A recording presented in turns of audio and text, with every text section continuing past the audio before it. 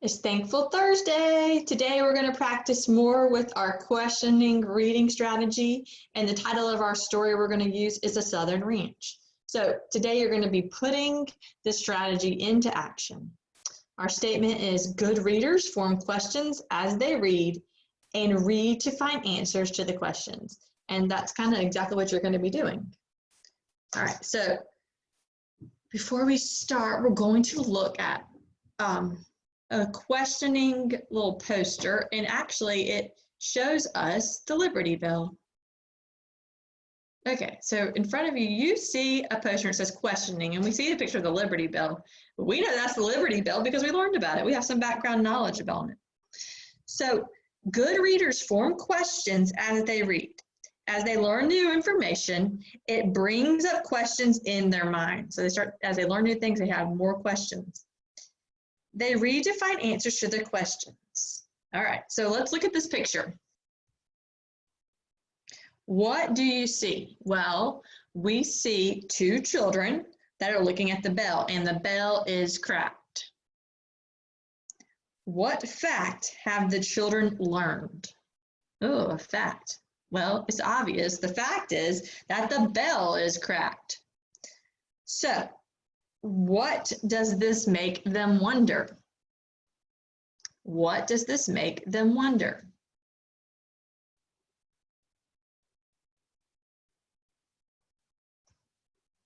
They're wondering, why is it cracked? Why is the bell cracked? So as I read A Southern Ranch, I will think about the questions I have, and you will practice looking for answers. So while we're reading, you're going to be thinking about questions and practice looking for answers. Before we start our story, you may even be thinking, I know why the Liberty Bell is cracked, because we learned about it in our social studies. It's cracked because the metal that they made it out of is too brittle. Okay, so the title of our text is A Southern Ranch. And this is an expository text, which means that tells about real people, places, and events. So while we're reading, we're going to try to pay close attention to the facts and the details, and we're also going to be asking questions. So good readers read for a purpose. Setting a purpose helps us to understand and think as we read.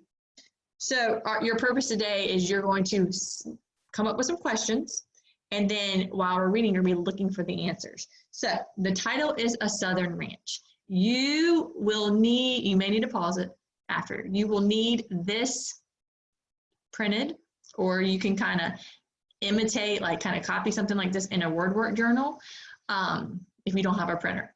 So right now, you're going to write A Southern Ranch. Then you don't need to write anything for the author. Don't worry about that. It says, what questions do you have about life on the ranch? Write your questions. So you need to have two questions. And let's go back to the cover. A Southern Ranch. So right now, write two questions you have about life on the ranch. If you need to pause it because you need some more time, that's great. Go ahead and do that.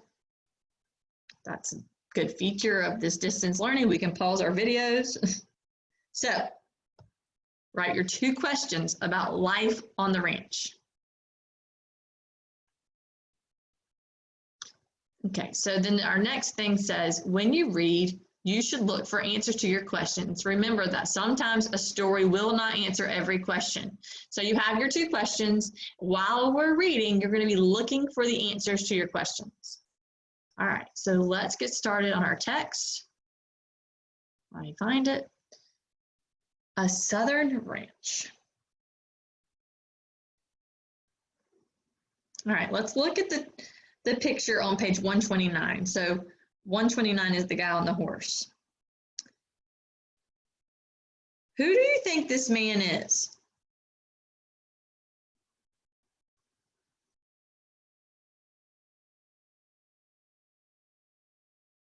What's he doing? He's riding a horse and wearing special pants. He also has a cowboy hat on. So I think he might be a cowboy, and we can kind of make an inference there. We know what cowboys and cowgirls look like and the things that they do and wear. So kind of make an inference there. So look at the pictures on these pages. What is this place? How does the title of the selection help you figure that out? Well, the title is A Southern Ranch, so we can assume this is a Southern ranch. What do you think about this place makes it special?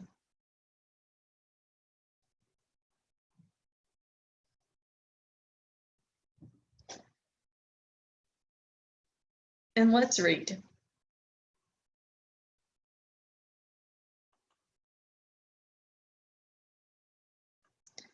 The sun isn't up yet, and high above the land, the moon still gleams in dark skies.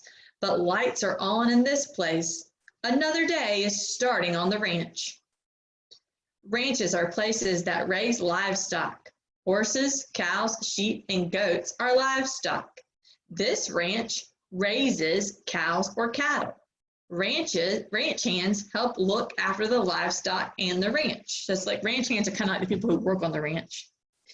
What questions do you have about the ranch or the ranch hands at this point? Maybe I'm wondering, is there only 2 ranch hands on this ranch? Maybe there's more.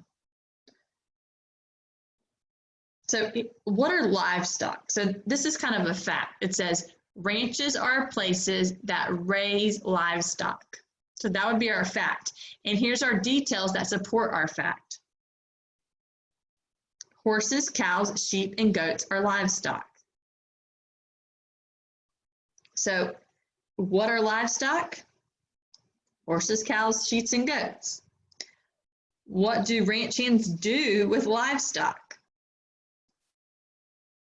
Look at that page and see if you can answer the question. On page 131, what, or on the page with the hay, what are the livestock, or what are the ranch hands doing with the livestock?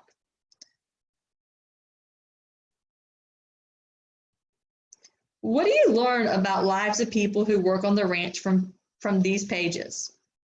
What can you learn? Think about their day.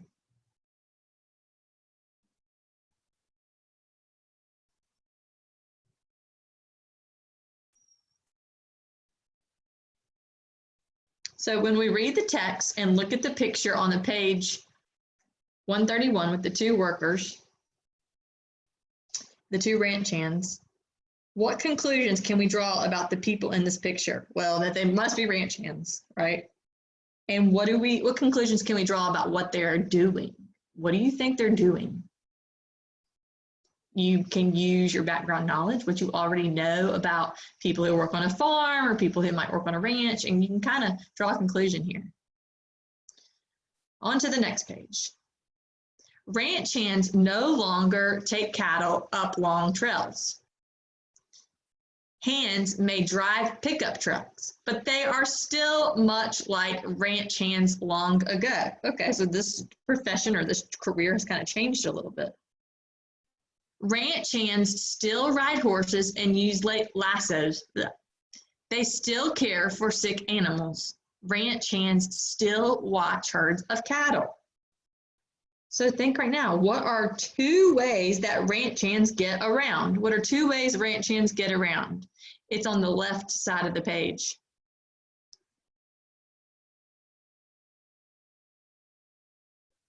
Oh, and the right side. So one is they can drive pickup trucks. The other one is they can ride horses. What are 2 things that ranch hands do for animals? What are 2 things ranch hands do for animals?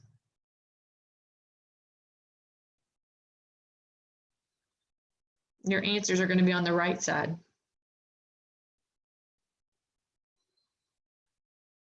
So we also learn on these 2 pages that the ranch hand job has changed from the past. So how does the job of a ranch hand today compare with that of a ranch hand from long ago? So it's changed a little bit. How has it changed?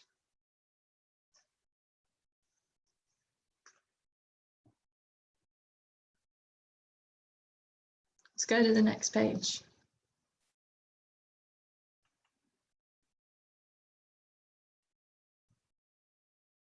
If cattle go the wrong way, ranch hands must lead them the right way. In summer, if herds eat all the grass in one place, ranch hands take them to another place. In winter, ranch hands feed herds hay and grain. Roundups take place in spring and fall. Ranch hands go out in the field and look for cows. This is not an easy job. Cows might be standing under a tree or grazing at the bottom of a hill. Grazing means like kind of eating. What do cattle eat? What do cattle eat?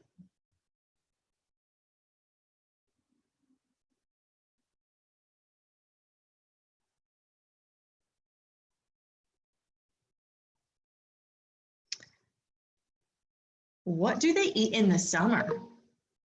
What do they eat in the summer? The answer's on the left side of the page.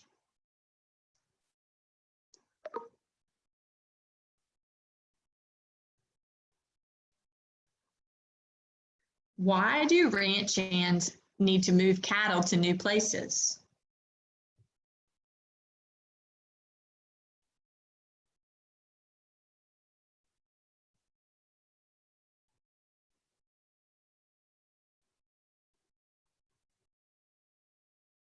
How do the seasons of the year affect the job of a ranch hand? So we read that in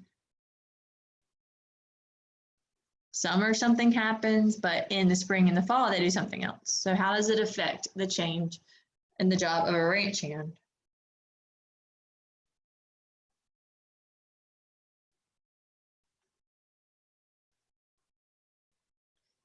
After getting 8 or 10 cows, ranch hands must keep them together and keep them walking. Cows might run off. Ranch hands must chase them and bring them back. Ranch hands need well-trained horses for this work. These horses can be steered by just a touch, and they know cows. Sometimes cattle dogs help keep the cows together too.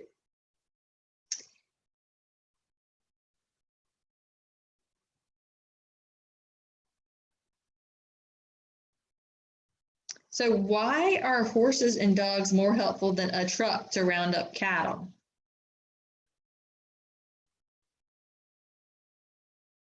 And the answer's on the kind of in the tan part on the right-hand side.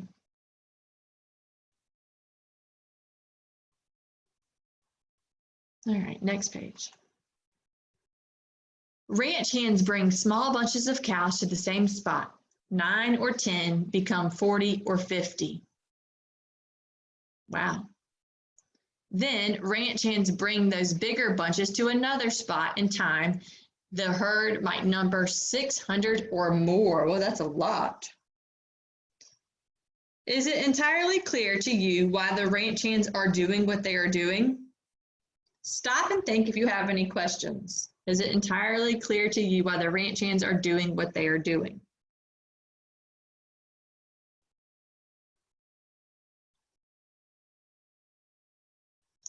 What can you learn from these photos that the words alone don't tell you?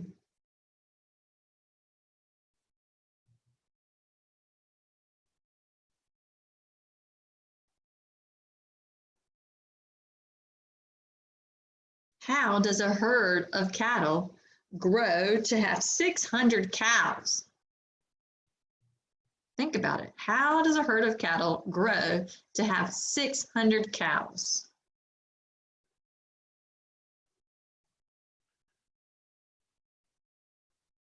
Keeping this big herd together is hard. Some ranch hands ride, point, or in front. Some ride, swing, or on each side. Some ride, drag, or in the back. This is a dusty job. So I like the way the author kind of said, like it's kind of like a nickname for their position. Point is in the front of the herd, swing is on the sides of the herd, and drag is in the back. It's kind of like a nickname for where they would be in relation to the herd.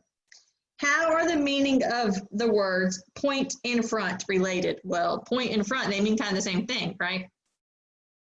If you're riding in the point, it's like riding in the front of the herd. When ranch hands are riding with a herd of cattle, what are their 3 different positions called? Well, we just did that. Point, swing, and drag. And then where is each position located? Well, we read that the point is in the front, swing is on the sides, and drag is in the back. Why do you think riding drag is the dustiest job? You need to make an inference here. Why is riding drag the dustiest job? Look at the ranch hand on the right-hand side of the page. Why do you think she is wearing a red bandana on her face? And it's not because she's going to the grocery store and trying to prevent coronavirus. Why is she wearing a red bandana on her face?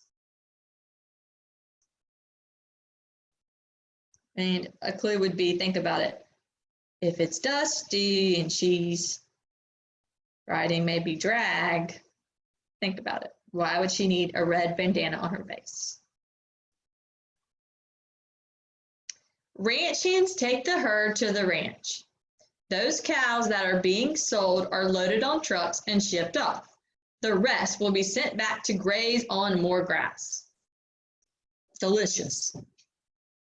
Roundup has ended. After so much time on horseback, weary ranch hands can rest. They eat and talk and laugh. Then it's back to work on the ranch.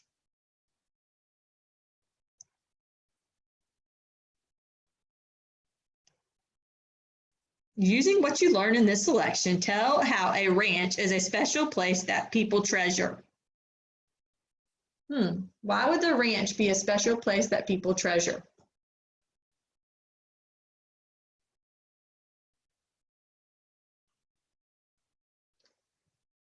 Okay, so we're going to look at the retail strip. You can kind of see the order of events here.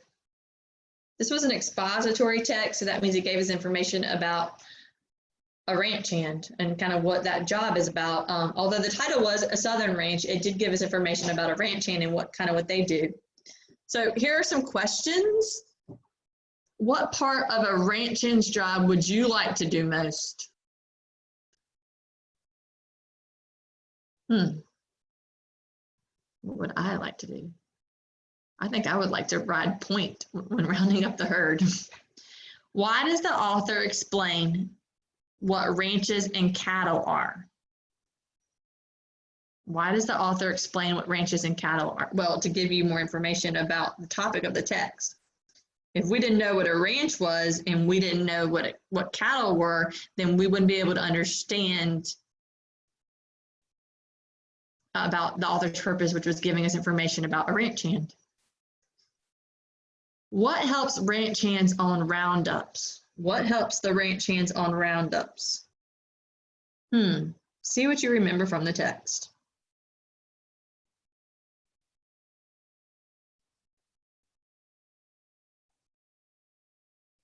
So here's the part where you are going to be, you've already done this part, but you're going to be answering the questions. It says, what questions did you ask yourself as you read the selection? So before we read, I asked you to write 2 questions on your form that looks like this, or you wrote them in your word work journal. And so you already did that part about writing the questions. Go back. All right, and then it says, look at back at pages 136, 137. How do ranch hands keep the herd together? It says write about it. You don't need to write about it. We're just going to talk about it a little bit. Let me go back to that page. Okay, so how do ranch hands keep the herd together? And you can just think about it.